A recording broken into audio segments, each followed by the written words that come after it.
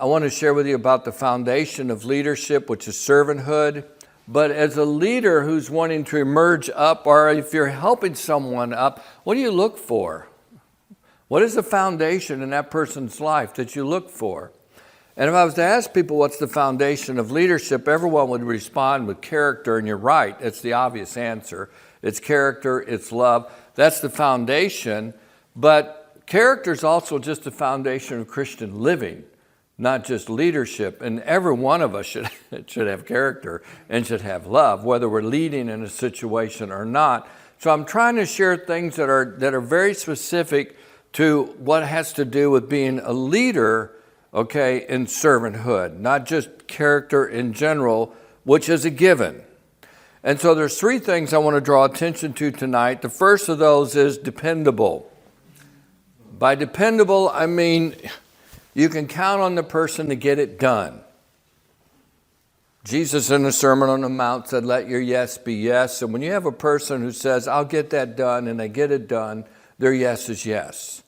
You have a person who says, I'll get it done, they don't get it done, their yes is maybe, and it's in the back of your mind all the time. Yeah. And you'll probably make more phone calls to make sure they get it done than more work than if you just done it yourself. The second thing is teachable. Leaders are always growing. If you're not growing, then you forfeit the right to be a leader. I'm reminded of it from time and again. Brent Jones said to me years ago, Mike Peters, he said, when you cease to learn, you forfeit the right to teach. And I think that's a very true of whether it's teaching or leading, pastoring, okay, all the things we do. Once you reach that point where you say, I've plateaued, that's it for me, you're done. And it's a choice. That's not a destination, that's a choice. Your destination is your destiny into heaven. And since Jason brought up Charles, he kept growing all the way to the end. He walked out growing. And so a teachableness is very important. And the third thing is faithful. Now, faithful and dependable look a lot alike. But dependable is really the first step of faithful. But there's more to faithful than being dependable. And I personally think, and hopefully I can make this clear later as we go along, our confusing of dependable as being faithful has justified a lack of fruit. Okay? Well, we have to be faithful, and what that means is we just have to be dependable, but being faithful actually involves being fruitful. It takes a step up from dependable. What connects dependable and faithful is teachable. So we go from dependable, teachable, faithful. I want to look at those three tonight. The first of these is dependable. It says in Proverbs 25, like the coat of snow in the time of harvest is a faithful messenger to those who send him, for he refreshes their soul. This proverb is very specific about they're given a task to do. When you're developing someone, or when you were developed, or when you're starting a new area, it starts with a task. You don't give them a sphere of responsibility. That comes to stewardship. That's up at faithful level. This is down at dependable level. You give the person a task to do. A faithful messenger. This person has a task. They carry a message and they bring it. And so dependable is relating to task, not spheres of influence and ministry.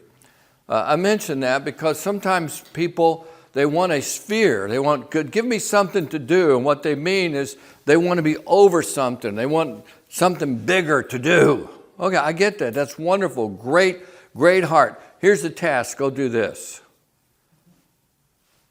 And then when the person is dependable, then you can move towards teachable into faithful, which is fruitful.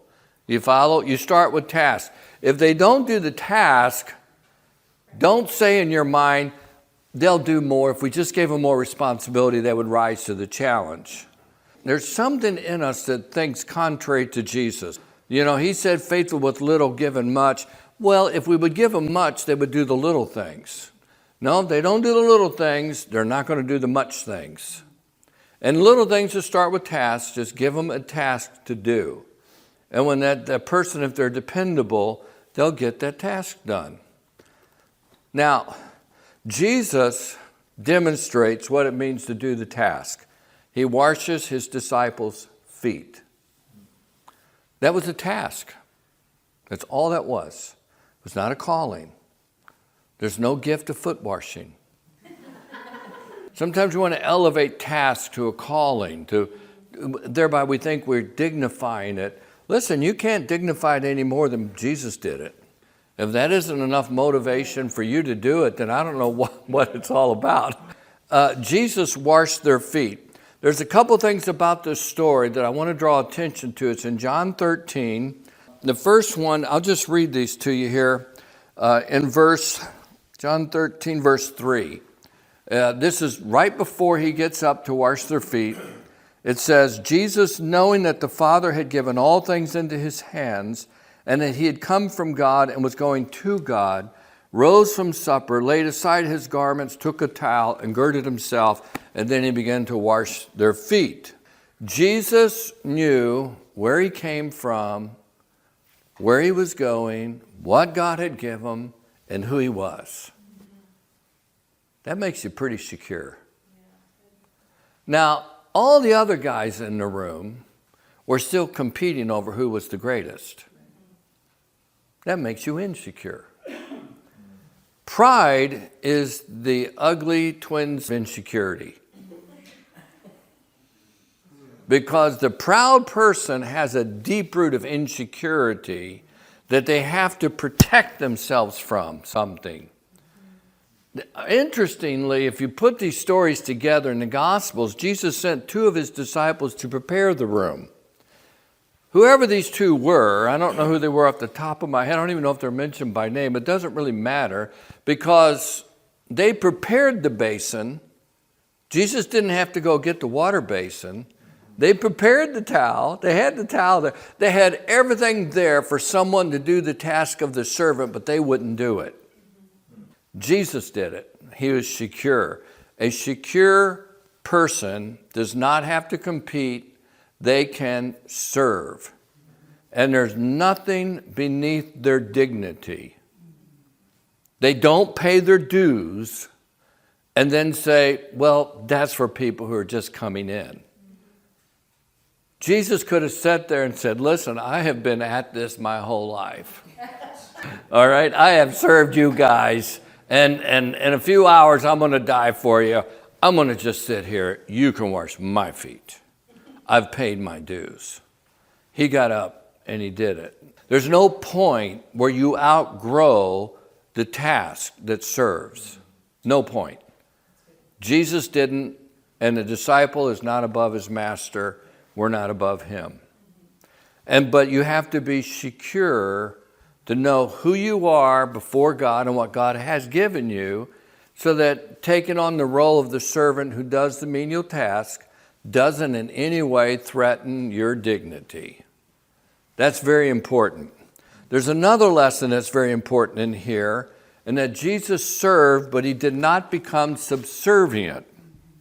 After he washes their feet, in verse 13 of John 13, it says, you call me teacher and Lord, and you say, well, for so I am. If I then, your Lord and teacher, have washed your feet, you also ought to wash one another's feet. You call me Lord, I've washed your feet, and in the midst of it, and I am your Lord. He didn't lessen his role in their relationship by washing their feet. He served them, but he did not become subservient to them. Make sure you don't confuse servant leadership with subservience to the desires or the expectations of people. I've even seen people say to leaders, aren't you supposed to be a servant leader and get this done? And so when that's twisted, it becomes subservience and not servant leadership. The dependable person does the task out of a security and is willing to serve without becoming subservient. Jesus gave us that example. That's leadership. That's very foundational for all leadership. You lose that attitude, you'll lose the very foundation of your leadership. Now, the next thing I want to talk about is teachable. Jesus made his disciples teachable, which is an ironic phrase to say because a disciple, by definition, is a learner. A disciple should be teachable, but we're not always teachable. And so as I'm reading through the Gospels, I'm asking myself this question as I'm reading through: how did Jesus make his disciples teachable? One of the great challenges you have is being teachable. Leaders often are the least teachable of people because they always know. They know. I've looked at this, I know what should be done. I know. Someone says, I know. Oh. Teachable. It can be very challenging for leaders, and not just leaders, but for all people. How did Jesus make his leaders and those who came to him teachable? There's three things I found in the Gospels. The first is this: he'll let you talk before he shows you what you don't know. The second thing is he will let you exhaust your resources before he shows you what he can do. Third thing he does is he'll let you fail before he restores you. And I'd like to come up with a better way of wording that, because I don't think the Lord wants us to fail. I think he wants us to succeed. But sometimes the only way to success is through failure. So I want to look at these three. The first example is he'll let you talk before he tells you what you don't know. I'll just pick Nicodemus. Nicodemus started a conversation with Jesus with two words you should never use. We know.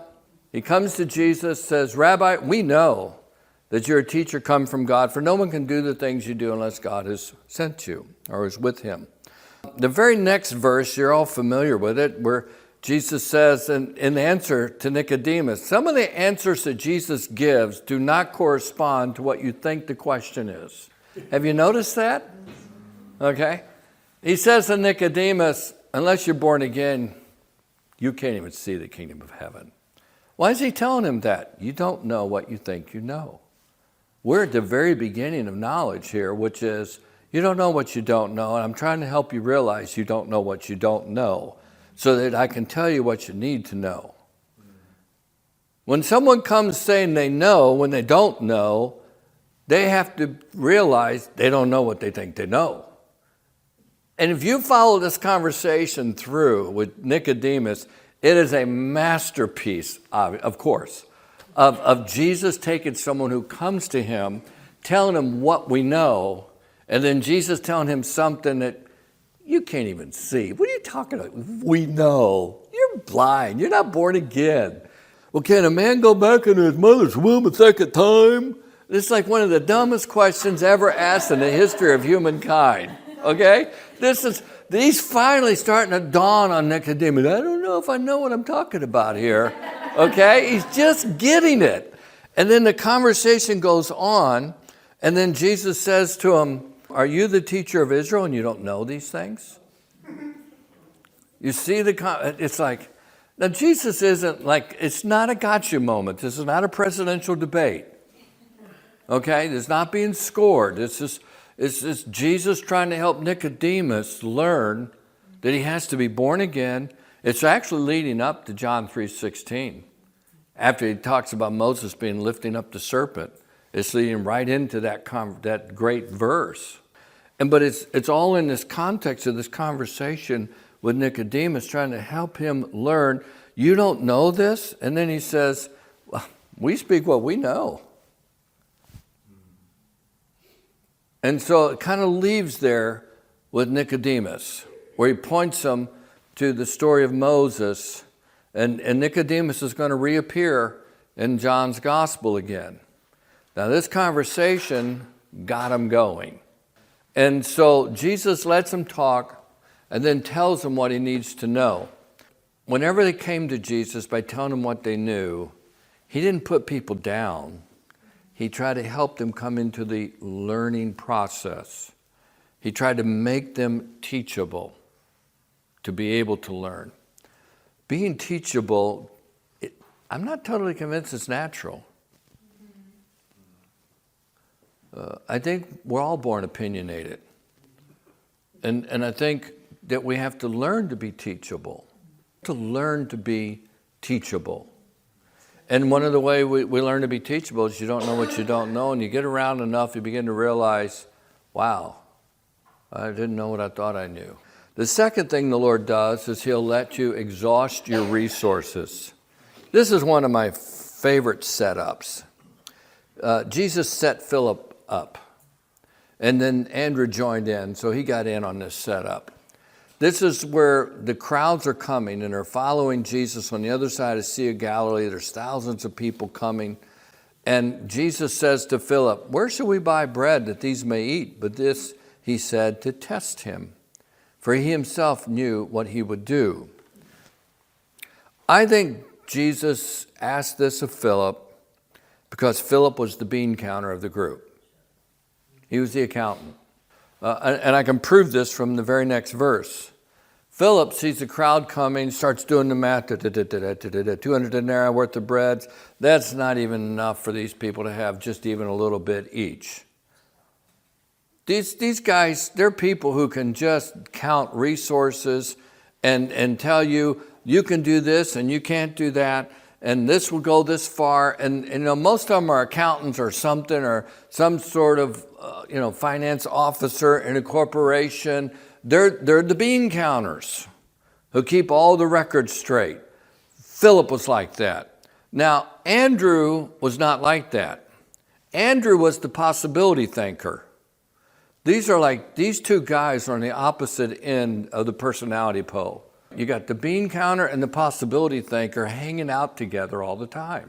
So Andrew pipes up and says, there's a guy here, a little boy with 5 barley loaves and 2 small fish.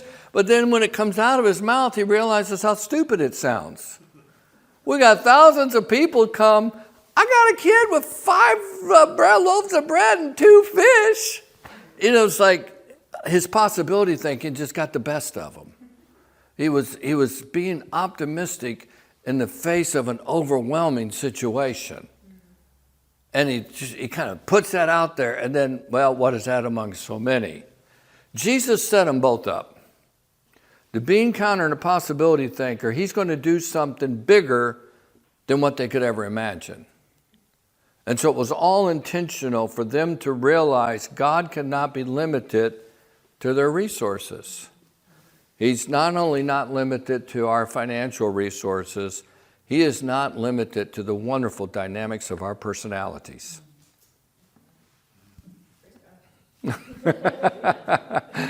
Because we're all very different, of course.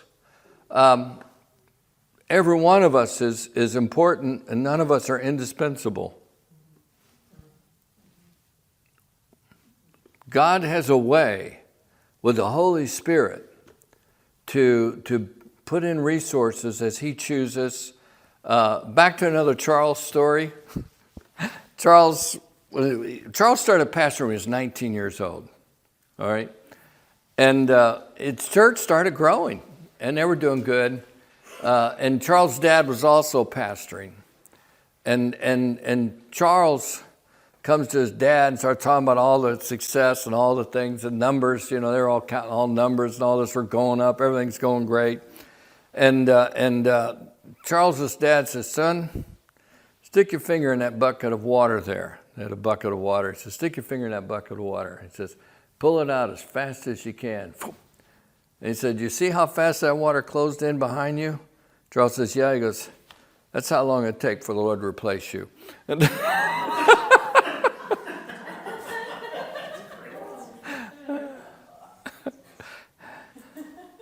All of our resources.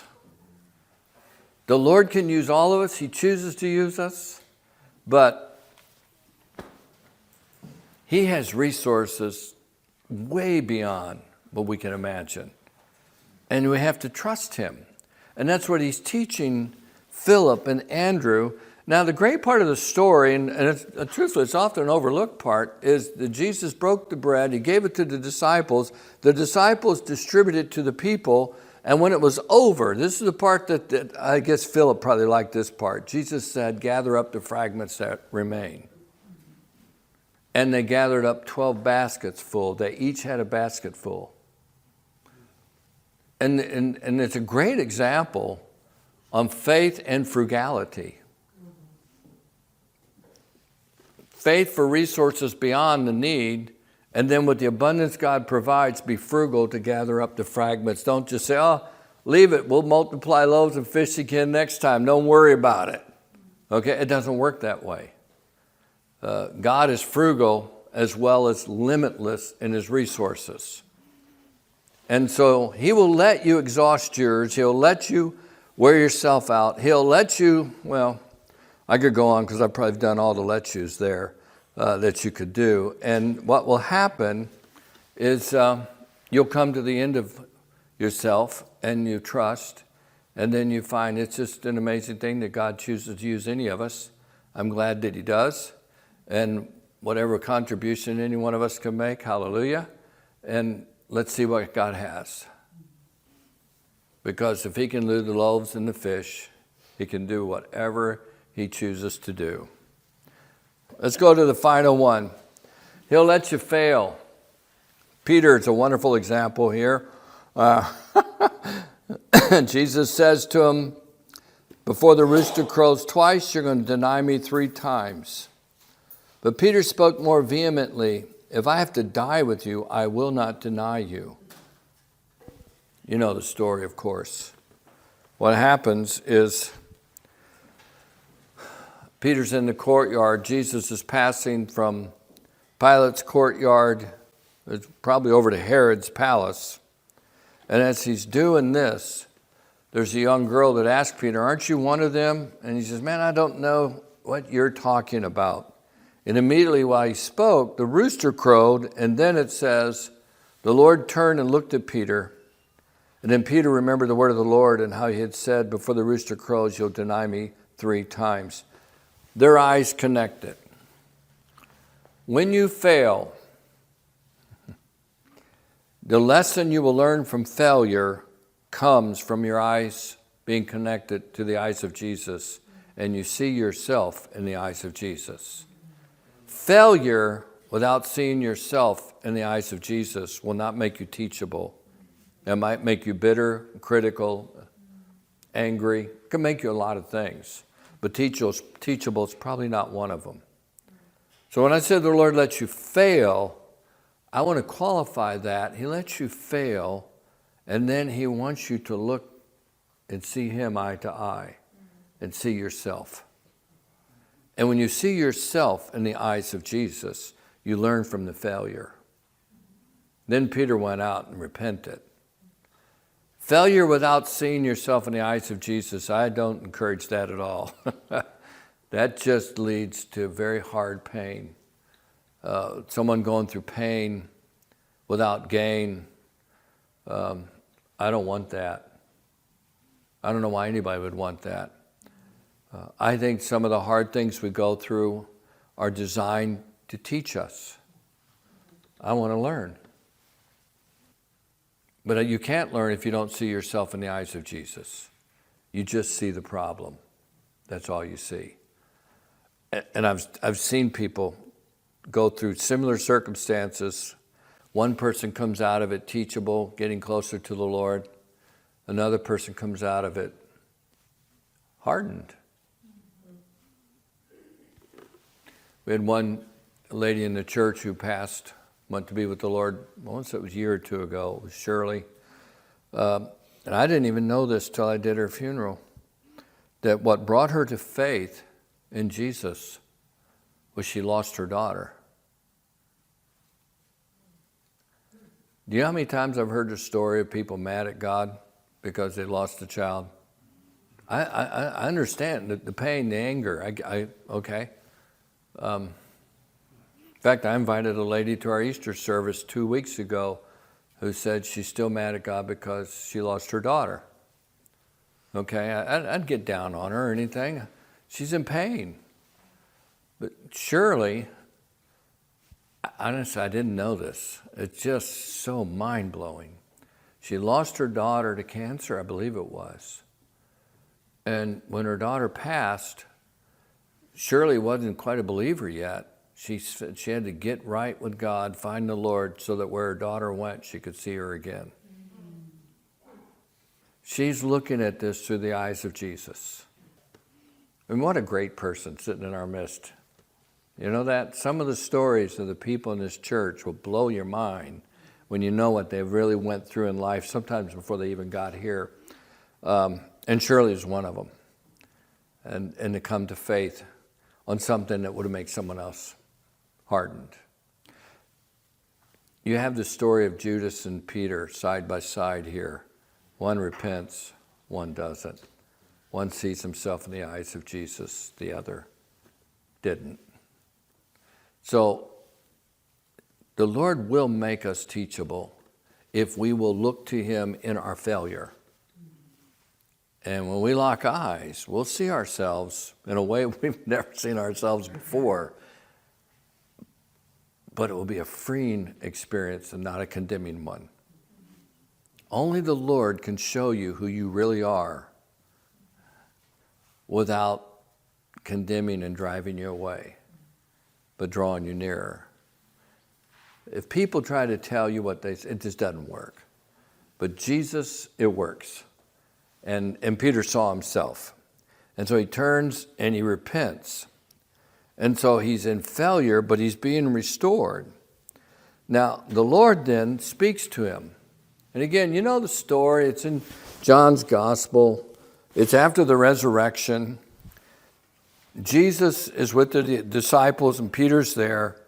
Jesus asked Peter, do you love me more than these? Because Peter had said earlier, you know, they may all deny you, but I won't.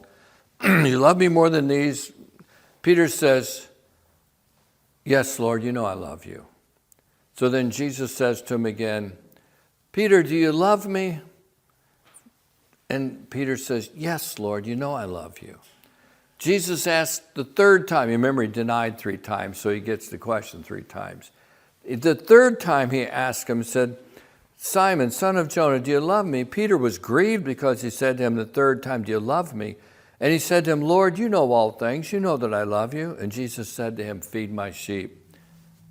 This time, Peter left the yes off the answer. Twice before he said, yes, Lord, you know I love you. This time he didn't say yes. Yes is a word of self-examination. Yes, Lord, you know I love you. I've examined my heart. You know I love you. This time Peter says, Lord, you know all things. The problem Peter had in denying the Lord and telling the Lord, I won't deny you, is Peter had made a self-assessment of himself that was too high. So now Jesus asks him twice. Twice he says, yes, Lord, yes, you know I love you. He still got a self-assessment. The third time he gets it right. It's not my self-assessment, it's your assessment of me. And he doesn't say yes, he just says, Lord, you know all things.